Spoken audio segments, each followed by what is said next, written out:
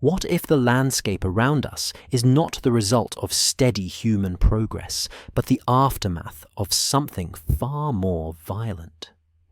What if the cities we inhabit were not slowly built by generations of craftsmen, but inherited, damaged remnants of a world that collapsed suddenly, leaving survivors to make sense of ruins they did not create? History presents itself as a smooth ascent, a slow march from primitive tools to modern mastery, but smooth stories rarely survive close inspection. And when we look carefully, when we look at the images left behind rather than the explanations written centuries later, something fractures. The first clues do not come from documents or royal archives. They come from images, quiet ones. Paintings and engravings produced between the late 1500s and early 1700s by artists now casually labelled ruin painters. At the time, their work was not considered revolutionary. It was not symbolic. It was not speculative.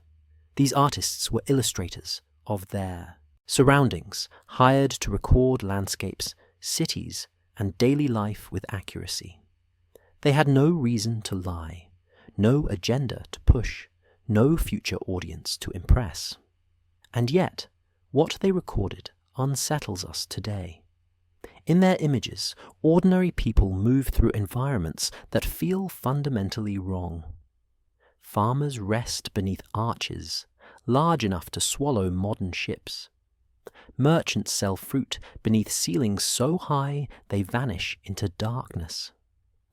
Shepherds lean against stone walls composed of blocks the size of small houses, their surfaces worn smooth by erosion that suggests immense age, yet fractured as if broken recently. These are not fantasy settings. They are not mythical ruins from legend. The people depicted do not react with awe or fear. They behave casually, almost indifferently, as if this environment is normal to them, as if they have always lived among these broken giants. The precision of these images is striking. This was not a time of loose artistic interpretation. During this exact period, optical projection tools became widespread among artists, allowing scenes to be traced directly from reality with near photographic accuracy. Perspective is correct. Proportions are consistent. Shadows fall naturally. These images were measured by the eye, not imagined. And what they show contradicts everything we are taught. We are told that early modern Europe was modest in scale. Villages, timber houses, limited resources, no centralized engineering capacity, no industrial extraction, no logistical systems capable of moving or shaping enormous stone elements. And yet, these images show people inhabiting cities built on a scale completely disconnected from their technological reality. The mismatch is impossible to ignore. It is not just that the buildings are large. It is that they are too refined. Perfect curvature in arches, seamless stone joints, complex multi-level platforms integrated into terrain with unnatural precision. These are not crude constructions. They are not experimental. They are finished products of a mature engineering culture. But whose culture? The people shown clearly did not build them. Their tools, clothing, transport, and social organization suggest no capacity for such work. They appear more like squatters than heirs, using walls as windbreaks, halls as marketplaces, stairways as shelters. It is like watching villagers live inside the skeleton of a machine they do not understand. The best analogy is biological. An ant can walk across a circuit board. It can shelter beneath components. It can traverse pathways with confidence. But it has no idea what the system does, who built it, or why it exists. It simply adapts. In these paintings, humanity appears to be doing the same. This suggests something deeply unsettling. that by the late 16th century, Europe was already living after an ending, that the grand world which produced these structures had already fallen, that what we call early modern society was not rising, but recovering, and recovery implies disaster. The ruins shown are not ancient in the way we imagine antiquity. They are not buried, mythologized, or reclaimed by forests. Many appear partially intact. Walls stand tall, platforms remain level. Stone faces show wear, but not collapse. Damage exists, but it looks violent, abrupt, and incomplete, as if something broke them before time could finish the job.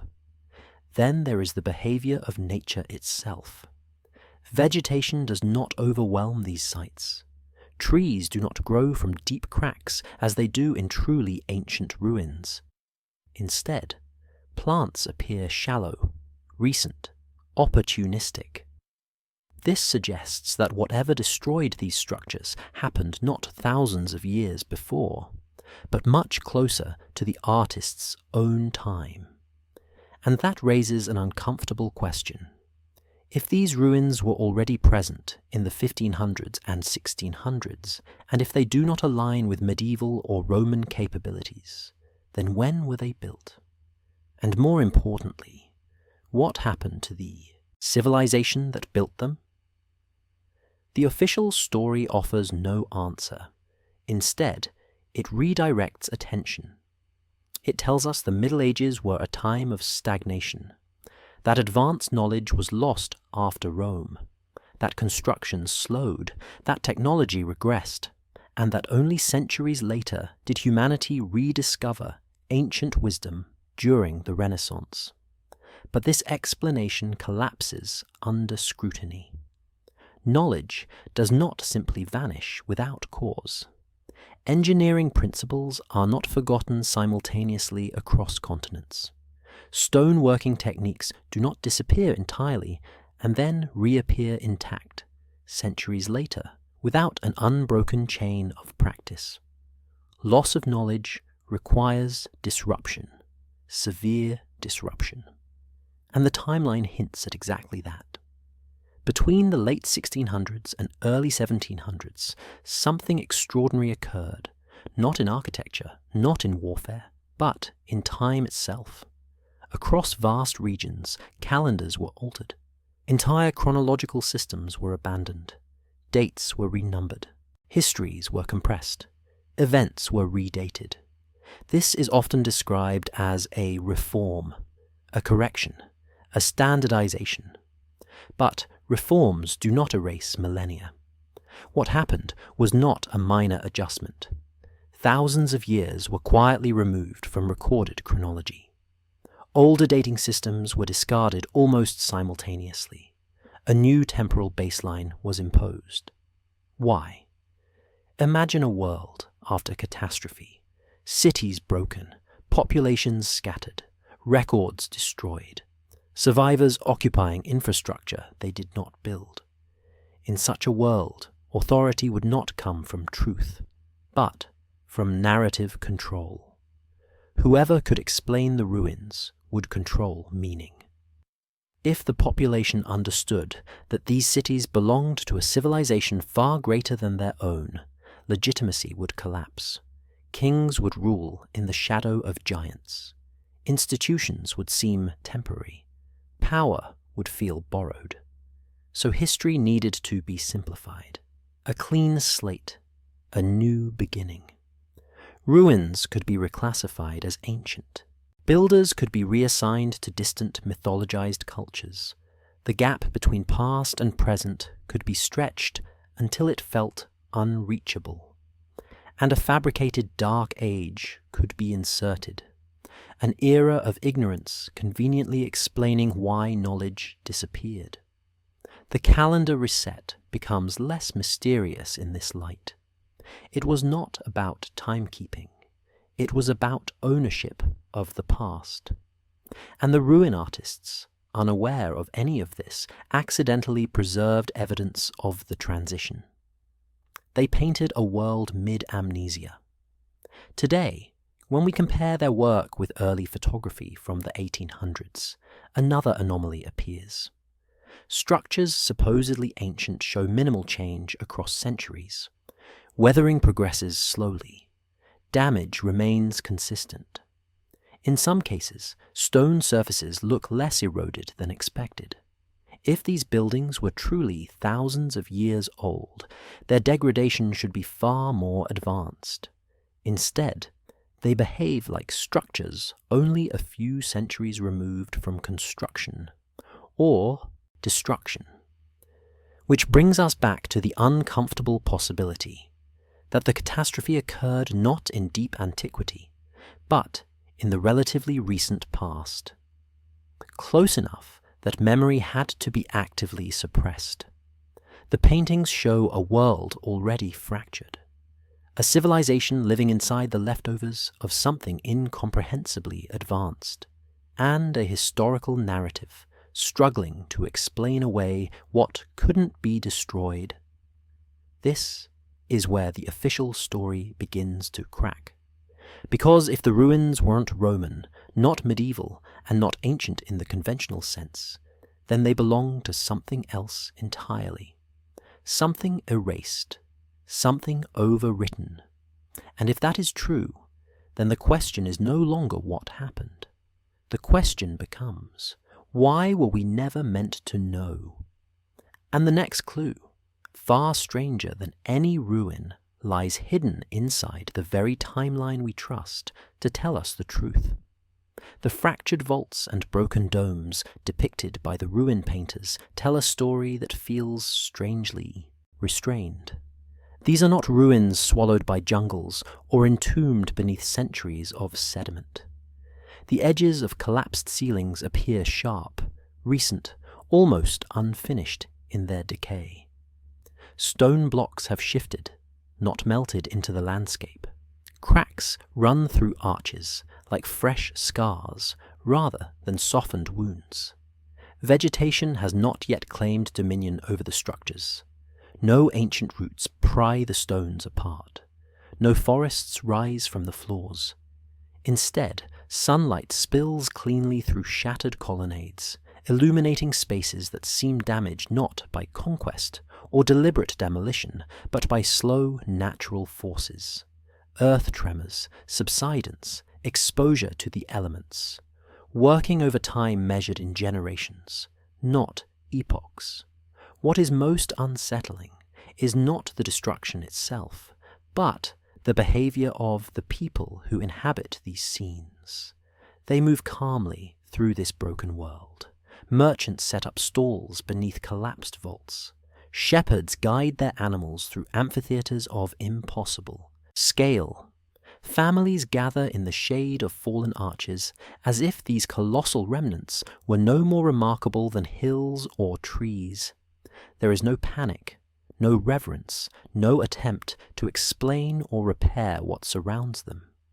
The catastrophe that produced these ruins feels distant enough to be accepted as normal life, yet close enough that the structures haven't dissolved into myth or geology. This balance is crucial. It suggests a world not separated from its lost civilization by thousands of years, but one living directly atop its remains. A world where the collapse was recent enough to leave architectural corpses intact, but old enough that collective memory had already begun to fade. The artists were not painting legends. They were documenting the environment they lived in, an inherited landscape shaped by forces their own society did not understand. If we assemble these clues, the background of the story shifts dramatically. The Europe of the late 1500s and early 1600s no longer appears as the triumphant continuation of classical heritage. Instead, it resembles a recovery zone, a population adapting to the aftermath of something enormous, learning how to survive inside structures never meant for them.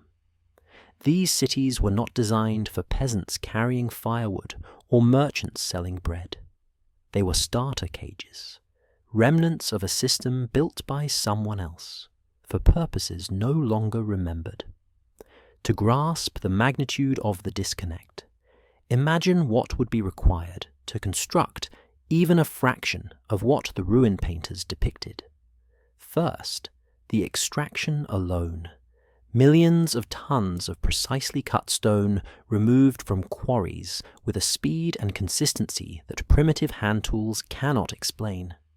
Medieval chisels and wooden cranes do not account for blocks weighing dozens of tons, shaped with near-perfect symmetry, transported across vast distances. Second, logistics. Roads capable of bearing extreme loads. Lifting systems able to raise massive stones to dizzying heights. Platforms, pulleys, and mechanisms operating at a scale that implies standardized engineering rather than improvised labor. Third, a sophisticated intellectual infrastructure. Not just skilled masons, but engineers, architects, surveyors, mathematicians, geologists, and administrators working from shared principles. Knowledge systems stable enough to reproduce identical architectural forms across entire regions. Fourth, social or political organization powerful enough to coordinate construction efforts that spanned decades and continents. And finally, energy, an abundance of it. Whether human, mechanical, hydraulic, or something entirely lost to us, there had to be a force capable of sustaining construction on a scale so vast it appears irrational by modern standards. Now compare that with the humans shown in the paintings. They possess none of these systems.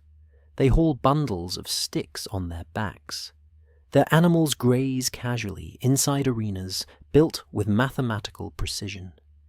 They reuse fallen stones as shelters, market stalls, or foundations for crude dwellings. They adapt to the ruins the way forest animals adapt to fallen trees, without comprehension, without ownership, without intent to replicate what they see. This is not inheritance of knowledge. It is scavenging. Like ants moving through the remains of an abandoned machine, these people repurpose fragments of a world they did not build and could not rebuild, even if they wanted to. The contrast is so stark, it borders on absurdity. And yet, it is consistently documented. When we place this world against the official historical chronology, contradictions multiply. The erosion patterns do not align with the millennia assigned to these buildings. Stone surfaces dated to 2,000 years show less wear than structures barely a few centuries old in documented photographs. The supposed continuity of technological progress collapses under scrutiny. The tools attributed to the era cannot account for the results left behind. And the calendar reforms, the sudden shifts, missing centuries, and administrative adjustments begin to resemble something far less innocent. What if the so-called Dark Age was not an age at all, but a narrative insertion? A buffer zone placed between a lost world and a rebuilding one. A patch used to smooth over a rupture in history that could not be explained without admitting catastrophe. Seen through this lens, the Europe of the 16th and 17th centuries was not the tail end of a slow evolutionary climb. It was the opening act after a reset. The first few centuries following an event so destructive it shattered cities, erased institutions, and severed humanity from its own past. Survivors did not inherit wisdom, they inherited debris. And if that is true, then the official timeline is not simply mistaken. It is curated. A replacement narrative designed to stabilize a world that could not handle the truth of its own collapse. But the anomalies do not stop at ruined walls and broken arches. Stranger clues hide in plain sight. Objects, proportions, and technologies quietly embedded in these paintings. documented long before their supposed discovery. These details push the distortion further, towards something deeply unsettling. The anomalies do not announce themselves loudly. They appear politely, almost apologetically, as if hoping not to be noticed. A proportion slightly off, a structure that feels wrong, a detail dismissed as artistic flourish. But once seen, they multiply like fractures in glass. Each one reflects a deeper break in the official story. Historians often wave these away with familiar gestures: symbolism, exaggeration, imagination. Yet, imagination does not carve stone. Imagination does not leave behind structures that still stand centuries later. And imagination doesn't repeatedly produce the same impossible details across dozens of independent artists. Let us begin with the most immediate anomaly: scale. Every major ruin, painter, from Giovanni Battista Piranesi to Giovanni Paolo Panini, and many lesser-known contemporaries, depicted architecture wildly incompatible with the humans who inhabit it. Doorways 3 times the height of a grown man, ceilings so high they disappear into shadow even in daylight, columns broader than modern trucks, arches wide enough to swallow entire houses. These are not subtle exaggerations. Ordinary people, barefoot and thin, walk beneath structures that would dwarf modern skyscrapers in mass, if not height. If the goal was intimidation or symbolism, the execution defies logic. Why build a doorway 6 meters tall if your average citizen barely reaches 1.5? Why construct chambers so vast that heating them would be impossible with any technology attributed to the era? Why design proportions that seem suited not for human use, but for something else, or some function we no longer recognize? Symbolic architecture still obeys practical limits. A megalithic arch, weighing thousands of tons, is not a metaphor. It is an engineering achievement, one that requires tools, infrastructure, and knowledge that should leave undeniable traces in the historical record. Yet, those traces are missing. The people in the paintings do not behave like heirs to greatness. They behave like squatters in a forgotten world. Then comes erosion, the quietest and most damning anomaly of all.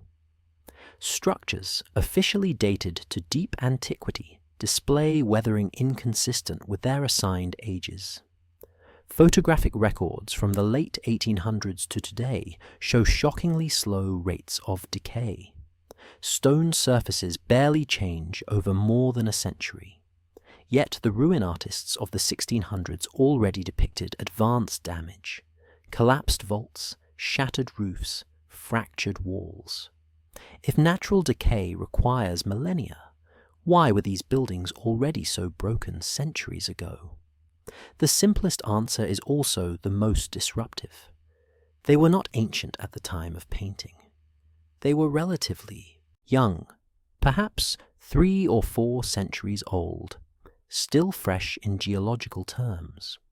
Which means the catastrophe that created them occurred not in mythical antiquity, but in the recent past. This timing aligns uncomfortably well with the transition between the 1600s and 1700s, a period already riddled with calendar inconsistencies, unexplained population shifts, and sudden changes in architectural style. And then, there is the anomaly that even scholars acknowledge with visible discomfort: Panini's Pyramid in Rome. Painted decades before European rediscovery of Egyptian pyramids, it displays proportions unlike any known example on Earth. Its geometry does not match Egyptian, Mesoamerican, or Asian designs. Yet Panini rendered it with the same precision he applied to real Roman structures. If it were fantasy, why the technical accuracy? Why the consistency of proportions? Why place it seamlessly among ruins depicted with measurable realism? Critics claim invention, but why invent a pyramid of unfamiliar geometry in a city where none officially exists, and paint it as if it were a surveyed object? More unsettling still, similar pyramidal forms appear in works by other ruin painters of the same era, always integrated naturally into landscapes of shattered megastructures, always treated as unremarkable elements of the environment. This is not imagination, it is documentation. Finally, there are the technological remnants, easily overlooked. Metallic fixtures shaped in ways inconsistent with medieval craft. Hollow conduits embedded in stone, suggesting the movement of something. Fluid, energy, sound. Copper tubes repurposed as cannons, though their thickness and design imply a different original function. Artists depict them casually, abandoned, reused by common people who clearly do not understand what they are handling. Children play with broken machines without knowing their purpose. The people in these paintings do the same, interacting with artifacts of a civilization they did not create. And there are more anomalies still, but those belong to what comes next. There is a moment in history where something subtle, but irreversible, appears. It does not arrive with fanfare. It is not announced in royal decrees or scientific manifestos. It simply shows up. In the early decades of the 18th century, across regions that had recently endured wars, fires, population collapse, and unexplained social disruption, painting undergoes a transformation that defies gradual development. Cityscapes suddenly become unnervingly precise. Proportions lock into place. Perspective obeys optical laws with mechanical consistency. Light behaves not symbolically, but physically. This is not stylistic evolution. It is technical arrival. Modern historians explain this shift by pointing to the renewed use of optical projection devices, early lens-based chambers that allowed artists to trace reality with near photographic fidelity. Yet, this explanation raises an uncomfortable question. Why then? These devices were not new inventions. Variations of them had existed for centuries. And yet, their widespread, confident use emerges abruptly in the decades immediately following a period of global instability whose cause remains poorly defined. Artists did not write about rediscovering lost tools. They did not describe breakthroughs. They painted as if this precision was suddenly necessary, as if documenting reality accurately had become urgent. At the same time, something else was being quietly altered, time itself. In the early 1700s, a sweeping calendar adjustment was imposed across much of the known world. Officially, it was a correction, a rationalization. A minor realignment meant to synchronize dates and fix accumulated errors. In practice, it erased vast stretches of chronology. Thousands of years were compressed, reassigned, or removed with little explanation. Entire eras were reframed, shortened, or quietly discarded. No catastrophe was cited.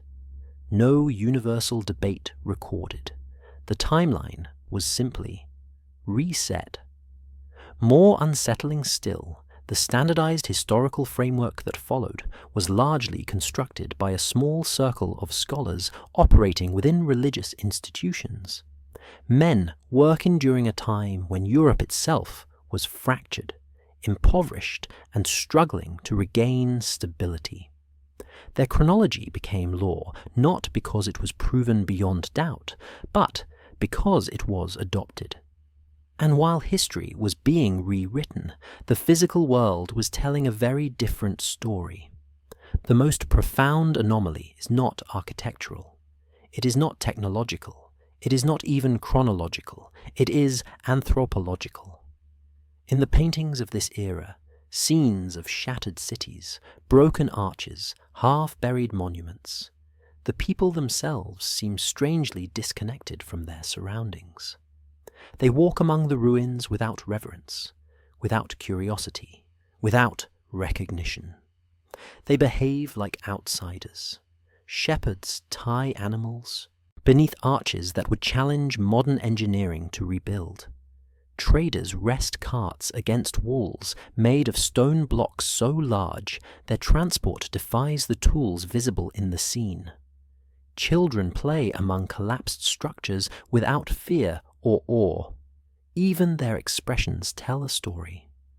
Not wonder, but resignation. Not reverence, but familiarity.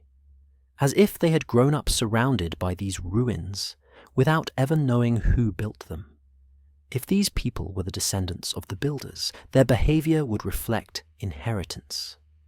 There would be continuity, symbols, rituals, oral memory, sacred significance.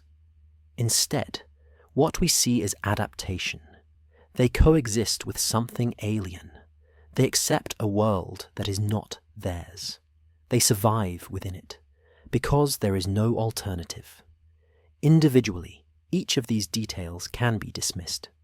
Together, they form a pattern that cannot be reconciled with the official narrative without tearing it apart. The mismatch of scale, the erosion paradox, the reused artifacts, the calendar rupture, the sudden leap in documentation precision, the loss of functional understanding reflected in human behavior. These threads do not lead to fantasy, they lead to evidence. Evidence that the world captured by the ruin artists was not ancient history, but recent aftermath. Evidence that an advanced civilization existed and disappeared abruptly. Evidence that what we call recorded history may begin not at humanity's rise, but at the edge of its collapse. And yet, one question remains unanswered. How does an entire world vanish so completely? How do cities, technologies, and collective memory disappear without trace? To approach that answer, we must begin connecting these anomalies, not as isolated curiosities, but as components of a single structure. As we follow these connections deeper, something remarkable happens. The cracks stop appearing random, they align. At first, the pattern is faint, easy to ignore. But once seen, it grows, impossible to unsee. It is as if the evidence has been waiting in silence for centuries, scattered across art, architecture, and human behavior, waiting for someone to assemble it. And as the pieces come together, the outline of something immense begins to rise, like a buried structure emerging as layers of sand are slowly stripped away. The first link in this chain is deceptively simple: technological mismatch. We see peasants, laborers, and merchants occupying environments that require industrial-level organization to construct. The buildings dwarf the societies inhabiting them. The tools visible in the scenes are laughably inadequate compared to the scale of the structures surrounding them. Placed against the official timeline, this becomes an unsolved contradiction. If these ruins were truly constructed thousands of years earlier, then the societies of the 17th and 18th centuries should have inherited fragments of the knowledge that created them. Methods, techniques, partial understanding. Civilizations do not build megastructures, forget entirely how they did so, and then fail to rediscover those principles indefinitely. The Renaissance recovered ancient mathematics, engineering, philosophy, and art. But it did not recover the ability to replicate the monumental constructions it admired.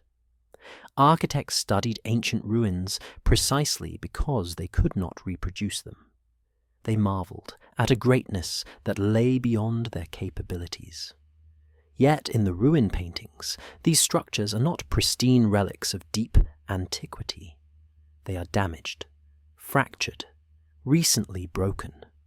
Collapsed domes expose clean edges. Walls show limited weathering. Vegetation has not yet claimed the ruins. Everything suggests destruction measured in generations, not millennia. The erosion patterns support this. Human behavior supports this. Even the tools depicted, wooden scaffolds leaning awkwardly against massive stonework, tell the same story. These people were not caretakers of a long legacy. They were survivors. The second link is the calendar rupture. Calendar changes are often dismissed as bureaucratic trivia, but when a correction is imposed across vast regions simultaneously, when it eliminates millennia of chronology during a period already marked by upheaval, it ceases to look like reform. It begins to resemble erasure. After catastrophes, power reshapes memory. Victors rewrite narratives. New elites claim lineage from imagined pasts. Inconvenient records vanish. Symbols are repurposed. History is simplified. If a civilization collapsed near the turn of the 18th century, those who emerged afterward would have every reason to impose order on chaos, to construct a timeline that legitimized their authority while severing ties to a world they did not build. The third link is the so-called Dark Age, a millennium-long void where progress supposedly stalled, a convenient gap where anomalies can be dismissed with a shrug. They knew how once, but the knowledge was lost. This explanation collapses under scrutiny. Knowledge does not evaporate across continents simultaneously. Skills are not forgotten everywhere at once. Civilizations rebuild. They adapt. They rediscover. Unless the Dark Age is not real history, but a placeholder, a buffer inserted to cover a missing chapter, a patch in a broken timeline. The fourth link hides in plain sight. Strange objects appear in the paintings, items that do not belong. Metallic tubes too refined for weaponry. Channels carved into stone floors with no clear purpose. Mechanical forms embedded in architecture without decoration or explanation. The artists do not highlight them. That is the key. They paint these objects casually, as part of the environment, because to them, these were simply remnants. Leftovers of a world they inherited, but did not understand. Like tribes using fragments of advanced technology without grasping their function. These societies reused what they found. They inherited tools, but not knowledge. The fifth link is behavior. When written records lie, behavior tells the truth. In the paintings, people act exactly as organisms do when placed inside environments created by a higher intelligence. They adapt. They repurpose. They survive. They never replicate. They live among monuments they cannot explain. They touch artifacts they cannot interpret. They treat grand structures as ordinary shelters. Their use of space reflects survival, not memory. It is as if the world had been prepared for them long before they arrived, and abandoned shortly before they inherited it. The sixth and final link is erosion. Here, geology quietly dismantles the official story. Structures dated to deep antiquity appear nearly unchanged in photographs taken a century apart. Yet, those same structures appear partially destroyed in much earlier paintings. Either the structures are far younger than claimed, or the timeline is wrong.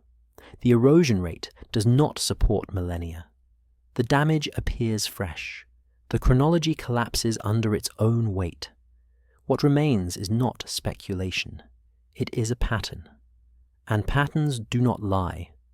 What we are seeing is not a collection of artistic fantasies or historical coincidences. It is the residue of an event so immense that it erased not only cities, but memory itself. The next step will take us beyond ruins and calendars. It will take us toward the mechanisms of erasure, toward the silence that followed, and toward the possibility that our history does not begin at humanity's dawn, but at the smoking edge of something far older, far greater, and deliberately forgotten. By this point, the conclusion is no longer dramatic. It is simply unavoidable. If the ruins recorded in those paintings were truly ancient, thousands of years old, then they should have looked ancient in the way the earth makes all things ancient. Their edges should have softened. Their scars should have blurred. Vegetation should have swallowed them. Sediment should have buried their lower courses. The world should have had time to reclaim what was left behind. But in scene after scene, the destruction looks young. Corners remain sharp. Breaks look fresh. The collapse appears recent enough that the structures still resemble what they used to be. These are not relics smoothed by millennia.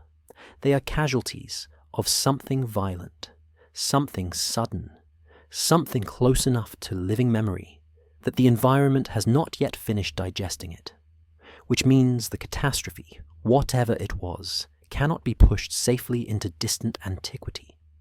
It must have been recent. Not a mythological long ago, not a slow decline, but an abrupt global rupture that official history refuses to name. And when all the threads are brought together, the mismatch of technology, the strange artifacts, the calendar disruption, the contradictory timelines, the human behavior, the erosion, paradox, they stop looking like scattered mysteries. They form a single coherent image, not a collage of coincidences, but the outline of an erased civilization. A civilization that built the colossal stone cities. A civilization whose engineering seems effortless, even irrational. A civilization that vanished so completely that humanity was left living inside its shadow, like occupants of a mansion whose owners never returned. And once we accept that possibility, the next question arrives like a chill.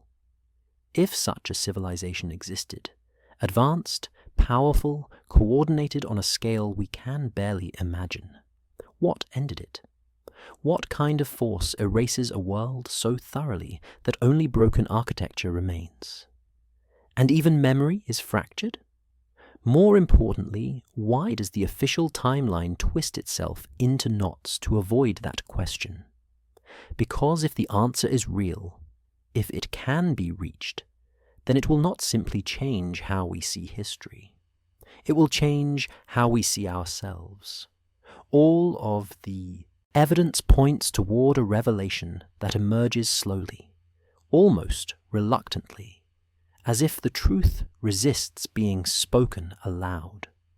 A civilization capable of building on this scale must have existed before the people wandering the ruins in those paintings. It must have possessed methods so efficient that traditional constraints, labor, cost, logistics, were irrelevant. It built as if the world itself was its workshop. And then, within a span so brief it barely registers in geological terms, it vanished. Not faded, not diluted, not absorbed, vanished. So the question is no longer whether such a civilization existed. The question becomes, what kind of world did it build, and why does that world feel alien to us? One explanation rises instantly, because it is the first thing the mind reaches for when confronted with impossible scale. Maybe the structures were built for beings far larger than ourselves. The giants theory has a certain hypnotic appeal. It seems to match the gigantic doors, the oversized chambers, the ceilings that feel more like cathedral vaults than human rooms. It offers a simple proportional solution. Large architecture implies large occupants. But under scrutiny, the theory collapses. Archaeology does not reveal consistent evidence of a widespread giant species. A scattered rumour, a sensational skeleton, an ambiguous excavation. These do not form the foundation for an entire race that built cities across continents. And even if such beings existed in significant numbers, a harder question follows. How do they disappear without transitional traces? No vast burial grounds, no cultural continuity, no tools scaled to their physiology, no cities of mixed adaptation. A civilization does not simply blink out, leaving no middle layer behind, so we are left with a more unsettling possibility. The ruins were not built for giants. They were built by beings of our size, or close enough to it, who possessed technology and organization so advanced that building at extreme scale required no extra strain. Meaning, the massive ceilings and impossible openings may not have been made for comfort at all. They may not have been houses in the way we understand habitation. They may have been components, parts of a system, a network, a machine that spanned entire regions. And this is where a disturbing analogy becomes unavoidable. Imagine an ant walking across a microchip. To the ant, it is just terrain, ridges, channels, cliffs, valleys. It might use the grooves as paths. It might hide under an overhang. It might treat the surface as shelter and obstacle. But the ant cannot see the function. It cannot comprehend that signals move through those pathways, that computations occur, that the terrain is not natural at all, but engineered with purpose. The microchip is not a landscape. It is a machine. Yet, to the ant, it is only a place. Now consider our position among the ruins.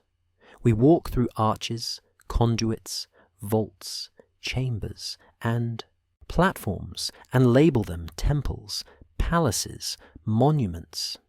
We categorize them as domestic, religious, ceremonial, because those are the only categories we possess. But what if those labels are the same mistake the ant makes? What if we are standing inside a system we do not recognize as a system? Repurposing parts we cannot activate, using surfaces without understanding function. And once you allow that thought, certain details in the ruin paintings become impossible to ignore. Not only the arches and vaults, but the strange objects embedded in those scenes. Metallic tubes that don't behave like cannons. Channels cut into stone floors that resemble conduits more than drainage. Mechanical-looking fixtures painted without commentary, as though they were simply part of the environment. These objects are not presented as exotic. They are presented as normal, because to the people living there, they were just leftovers, useful shapes, salvage. And then there are the pyramidal forms appearing in multiple works across different regions, structures placed near ruined complexes, drawn with consistent proportions, repeated as if artists were documenting something real. But these pyramids do not match the famous ones. They do not carry the usual signs of burial architecture. They do not behave like monuments built for symbolism. They appear functional, like they belong to a category of structure whose purpose is mechanical rather than ceremonial. Why would multiple artists, separated by distance and style, include the same anomalous form with such precision if it were merely imagination? Why do these shapes recur like components? If these structures were part of a coherent system, and if that system once spanned regions, perhaps even continents, then the event that destroyed its creators must have been equally vast. A localized war could not erase an empire of that reach. A single city's collapse would not leave synchronized ruins across such a wide geography. To wipe out a civilization that built on this scale requires something planetary, something fast, something violent enough that continuity became impossible.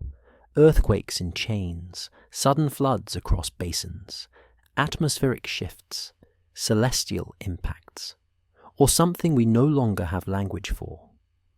Whatever it was, the aftermath is visible in the paintings. Sharp ruins, fresh breaks, inhabited by people who clearly did not build them. And this brings us back to the timeline, the most sensitive pressure point in the entire mystery. The late 1600s and early 1700s are filled with abrupt transitions, strange leaps in recorded knowledge, new precision in art, sudden institutional expansions, a burst of modern organization appearing as if it arrives overnight. And within this window appears something almost too perfect to be coincidence. A synchronized rewriting of time, a calendar reform, a standardized chronology, a new historical backbone imposed during a period of turmoil. Why would such a reset be necessary unless the old timeline no longer fit the new reality? Unless something happened so immense that historical continuity snapped. This is where the deeper pattern emerges. The builders were not giants. They were not gods. They were something closer and more disturbing. Beings like us, or human-like, operating with technology so efficient it appears magical. And when they collapsed, humanity did not rise from their ashes as a new and improved version. Humanity was already here. But perhaps not as the dominant force. Perhaps as a subordinate population. A younger species. A managed species. A species placed inside environments it did not create, using tools it did not design. This idea feels outrageous until you apply it to the evidence. Because the behavior in the paintings begins to make sense. Every domesticated animal lives in a world built by a more advanced species. Dogs sleep on cushions they did not stitch. Cats drink from bowls they did not craft. Horses stand in stables they did not construct. A domesticated species inherits a ready-made world. It learns routines, not purpose. It adapts without comprehending the system. And in the ruin paintings, humans behave exactly this way. They live among colossal shelters. They repurpose artifacts. They show no reverence for architecture because they do not understand it. They treat the enormous world around them as if it simply exists. This is not the behavior of descendants preserving their heritage.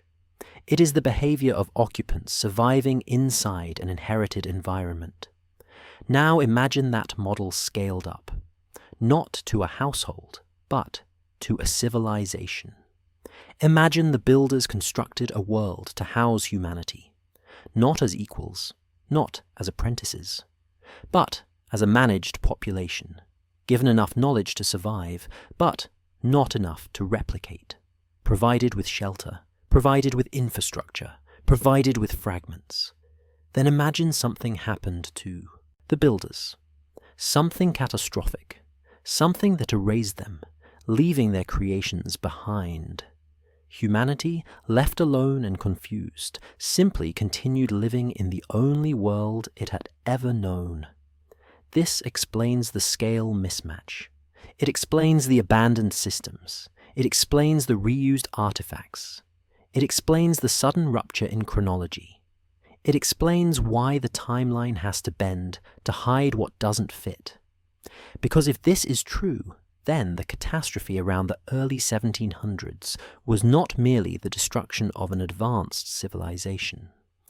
It was the moment humanity became orphaned, the moment the owners disappeared, the moment we were left inside a world too large for us, surrounded by tools we could not interpret, carrying stories we did not write.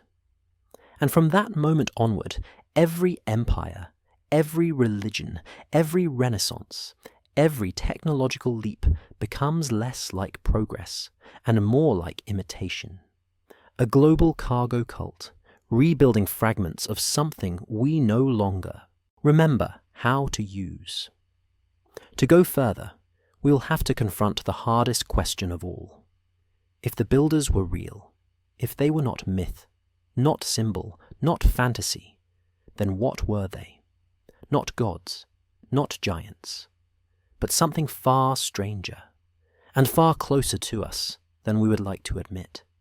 And all roads lead back to one uncomfortable realization. The civilization behind these ruins was not our ancestor. It was something else, something that did not see humanity as its future, but as its project. So now we return to the most difficult point, the one our minds resist the most, because once you see it, you cannot unsee it. By every biological measure, humanity should not exist. We are not fast. We are not strong. We are not protected. We have no claws to tear, no fangs to defend, no fur to insulate us against winter. Our skin burns under the sun, freezes in the cold, tears easily, and heals slowly. We cannot outrun predators, cannot climb like arboreal species, cannot breathe underwater, and cannot survive exposure without shelter. A human infant cannot survive even a single hour without constant care. And yet, against all expectation, this fragile organism became the dominant life form on Earth, not merely surviving, but reshaping the planet. The conventional explanation points to intelligence. But intelligence alone is meaningless in nature. A brilliant mind without fire, shelter, clothing, tools, or stored food dies just as quickly as any other vulnerable animal. Thought does not stop hypothermia. Ideas do not block rain. Logic cannot replace walls. Intelligence only matters when paired with infrastructure. And infrastructure does not appear spontaneously. If humanity truly clawed its way upward through slow evolutionary struggle, we would expect to see a long, uninterrupted trail of development, crude shelters evolving into better ones, primitive tools refining over thousands of years, gradual mastery over environment. But that is not what the record shows. Instead, we find sudden arrivals, abrupt competence, entire systems appearing fully formed with no visible childhood, agriculture, writing, architecture, astronomy, arriving not as experiments, but as completed packages. This forces an uncomfortable question. What if humanity did not build the first world it lived in? What if we were placed inside it? This is the central inversion of the hypothesis, that the ruins scattered across the planet are not the remains of human achievement, but the remnants of an environment prepared in advance. A world designed to shelter, stabilize, and guide a fragile species during its early development. Not monuments, habitats. Seen through this lens, architectural gigantism no longer looks irrational. It looks deliberate. If you were designing structures for a species prone to injury, sensitive to climate, and lacking natural defenses, you would not build small, temporary dwellings. You would build vast, stable spaces, thick walls, elevated ceilings that regulate temperature, materials that erode slowly, forms that endure centuries of wind, rain, seismic stress, and neglect. You would not design for comfort. You would design for permanence, stone over wood, mass over efficiency, geometry over ornament. And you would carve into those structure systems so intuitive that even an uneducated occupant could use them without understanding their original purpose. This is precisely what the ruins suggest. Now consider a simpler analogy. When a human brings home a puppy, they prepare the environment beforehand. A bed, a crate, bowls, toys, boundaries, training tools. The puppy does not understand why the crate bars are spaced the way they are. It does not grasp the logic of grooming brushes or leashes. It does not comprehend the architecture of the house. It simply adapts. It learns by repetition, imitation, and necessity. This is how humanity behaves in the old paintings. Peasants pass beneath arches tall enough to swallow. Modern skyscrapers without a glance. Shepherds rest in the shade of shattered vaults as if they were trees. Merchants sell vegetables beside broken colonnades, dismantling them for stone when needed, never attempting to preserve them. They do not react like inheritors of greatness. They behave like occupants, like creatures living inside a built environment they did not design. But why would such an environment exist at all? What purpose would humanity serve? To approach this question, we must examine a phenomenon anthropology has struggled to explain: the cargo cult. When technologically advanced groups encountered isolated island societies in the Pacific during the early 20th century, the result was confusion. Airplanes arrived bearing supplies, radios crackled with invisible voices, structures appeared overnight. To the islanders, these actions looked divine. After the outsiders left, the islanders built wooden replicas of aircraft, carved imitation headphones, and reenacted landing rituals, believing that by copying the form, the function would return. They reproduce shapes without understanding systems. Human history is filled with the same behavior. We inherited technologies we could not comprehend. We ritualized processes we did not understand.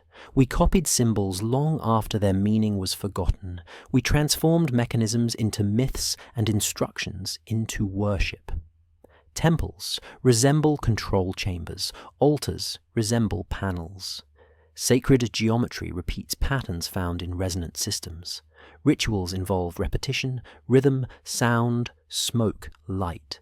Features common to machines, not miracles. Religion, in this framework, is not fiction.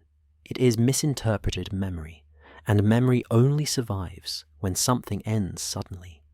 If the builders of this environment had faded gradually, knowledge would have been passed down, instructions preserved, systems maintained. But instead, we see silence, a clean break, a world that remains functional but unexplained. This implies catastrophe, not decline, not decay, erasure. The evidence suggests a global disruption sometime in the late 17th or early 18th century. Not in one place, but everywhere. Cities damaged simultaneously. Populations displaced. Records altered. Calendars reset. Entire centuries quietly removed. Time itself was rewritten. New eras began. New chronologies declared. New authorities legitimized. This is exactly what a caretaker culture would do if the infrastructure remained but its creators vanished. You cannot tell a vulnerable population that their world was built by someone else who disappeared in an instant. Panic would follow. Social order would collapse. So you replace the story. You fill the silence with a controlled narrative, a simplified past, a manageable timeline, a version of history that explains the ruins as primitive, symbolic, or religious, never functional, never inherited. But some things are too large to erase. The ruins remain. The proportions remain. The inexplicable precision remains. The art remains. And so does the behavior of the people who lived among them, confused, adaptive, practical, unquestioning. humanity survived not because it rebuilt civilization from nothing, but because the shelter remained. We were not pioneers. We were orphans, left inside an abandoned enclosure. This realization leads to a more disturbing implication. If humanity inherited a world, then humanity had a role. Worlds are not built without purpose. The structures were not random. They were part of a system, a network, a design with intent, and design implies function. To uncover that function, we must move beyond stone and mortar, beyond ruins and dates. We must examine memory, how it is preserved, how it is erased, and how it reappears disguised as myth. After the catastrophe, humanity did not collapse into extinction. Instead, we entered what historians later called the Dark Ages. But this term is misleading. It was not an age of ignorance. It was an age of amnesia. The environment remained, but the instruction manual vanished. The people who lived immediately afterward behaved exactly as any domesticated species would when left unattended. They used what they could understand. They copied what they remembered. They ritualized what they could not explain. Colossal structures became sacred, not because they were designed as temples, but because unfamiliar scale inspires awe. Humans assign meaning to what overwhelms them. The most revealing evidence of our inherited condition, however, is not physical. It is cultural. Across every continent, we find myths describing advanced beings who arrived before recorded history. They teach agriculture, writing, astronomy, law, architecture. Then they disappear. Sumerian stories speak of teachers from the sky. Egyptian accounts describe gods who measured the land and ordered the stars. Greek myths tell of fire stolen from higher beings.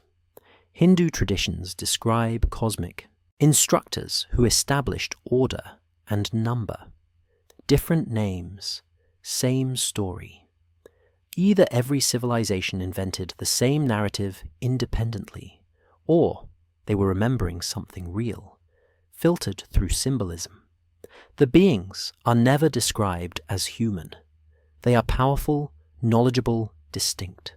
They arrive, they build, they instruct, and then they leave. What remains is confusion, reverence, and ruins. Even the oldest religious texts do not describe humanity as slowly inventing civilization. They describe humanity as created, shaped, guided, or instructed. A species introduced into an already structured world. If you were designing such a system, you would not leave the inhabitants in chaos. You would provide shelter, water, food sources, tools, and behavioral frameworks. You would encode patterns, stories, rituals, myths that stabilize society even after direct supervision ends. You would teach just enough, not enough to surpass control. This framework also explains the sudden emergence of early civilizations. The Sumerians do not appear as primitive tribes experimenting with clay marks. They arrive with writing, law, agriculture, astronomy, and mathematics already operational. Egypt emerges fully formed, not gradually assembled. Civilizations do not begin at the summit unless the climb happened elsewhere, unless the ladder was already there. Which brings us to the threshold of the next phase of this investigation. If humanity inherited a world built by others, then we must test this theory against what survived the erasure. The fragments of knowledge, the echoes of intent, the subtle systems embedded so deeply into daily life that we no longer recognize them as artificial. Up to now, we have examined ruins, behavior, erosion, timelines, and artifacts. Next, we examine the remnants of instruction, because if the builders disappeared, they did not leave nothing behind. They left traces. and those traces may still be guiding us. There is one final layer too. This mystery that cannot be found in stone, maps, or forgotten archives. It is found in us. Because when we step back from the ruins, from the collapsed halls and fractured monuments, a deeper inconsistency emerges, one that history never addresses.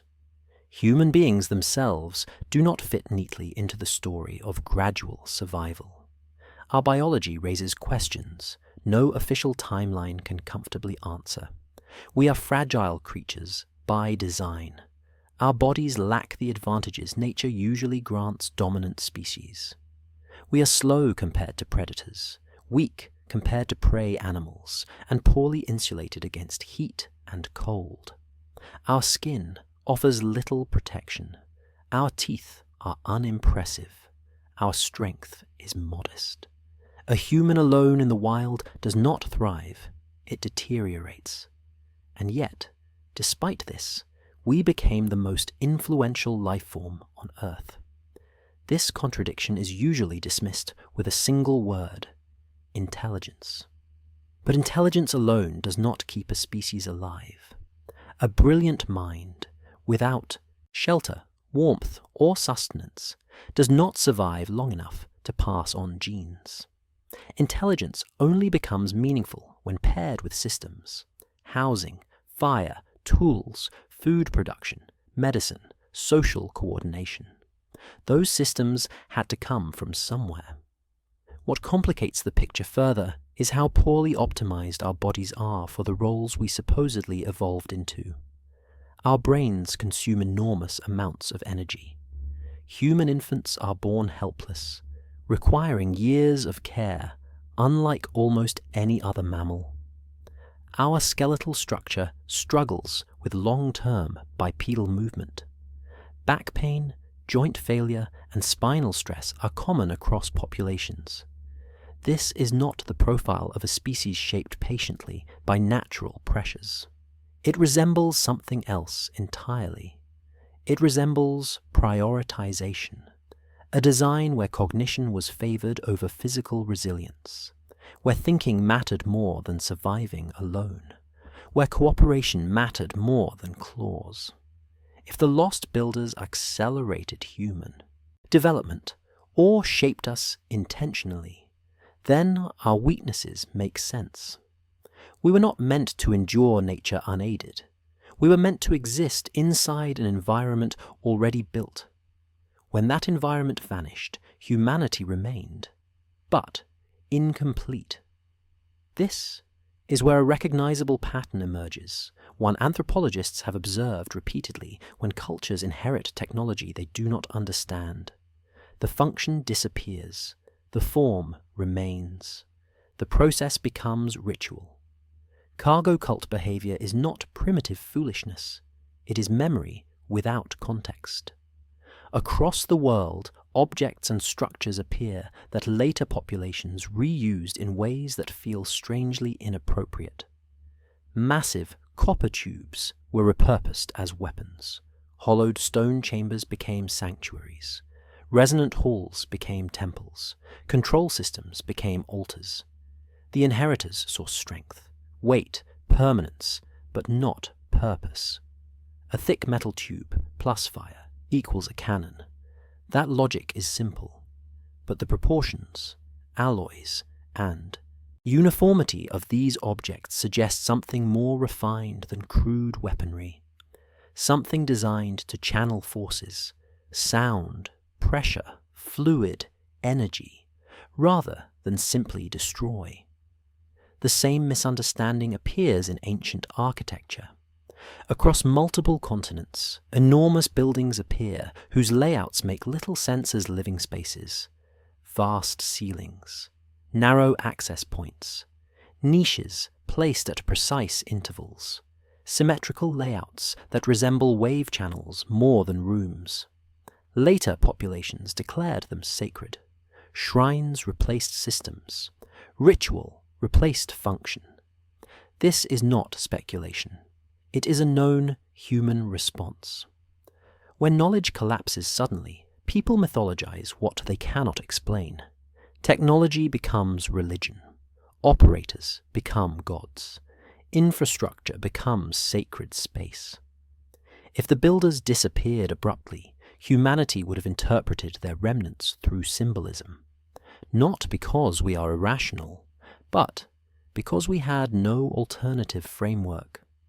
The next question follows naturally. What happened to the builders? The evidence does not suggest decline, it suggests interruption.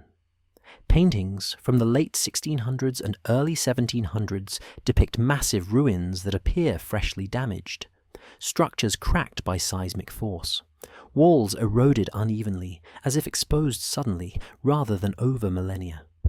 Vegetation present, but not overwhelming. Cities broken, but not ancient. The damage resembles catastrophe, not abandonment. Earth shifts, climate disruption, atmospheric disturbance, possibly something more extreme. Whatever it was, it happened fast. And there was no transition period, no handover, no adaptation phase. The builders vanished. Their world did not slowly decay. It stopped. In the silence that followed, humanity stepped into an empty system it did not understand.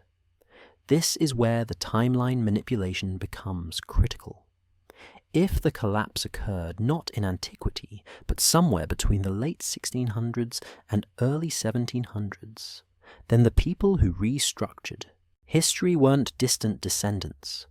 They were survivors, administrators, opportunists. They inherited a broken world and needed stability. But stability required legitimacy. Acknowledging that an advanced civilization had existed and vanished catastrophically would have shattered authority. It would have exposed rulers as squatters in a world they did not build. So the past was stretched. Ruins were pushed backward in time. Entire centuries were inserted. Dark ages filled the gap. Calendars were reset. New eras declared. Memory was severed. This was not simply record-keeping, it was concealment. Stone, however, does not obey narrative. Geometry does not care about doctrine. Proportions remain precise, regardless of who writes history. The buildings the painters recorded are not fantasy. They are evidence frozen in pigment. They show a world living among the remains of something far greater, something recently lost. Which brings us to the most unsettling question of all. If humanity did not build this world, then what were we meant to do within it? To answer that, we must look inward. Human behavior does not resemble that of a wild species. We do not thrive alone. Isolation damages us psychologically. We crave structure, hierarchy, routine. We organize instinctively, even without instruction. We feel anxiety not tied to immediate threats, but to meaning itself. Other animals fear danger. Humans fear purposelessness. We invent rituals spontaneously. We gather around fire for reasons beyond warmth. We repeat actions whose origins we no longer remember. We build monuments even when survival would suggest efficiency instead. This is not random behavior. It resembles conditioning. A domesticated species performs tasks not because it understands their ultimate purpose, but because those tasks were once reinforced within a structured environment. Humanity appears optimized for participation, not autonomy. We learn quickly.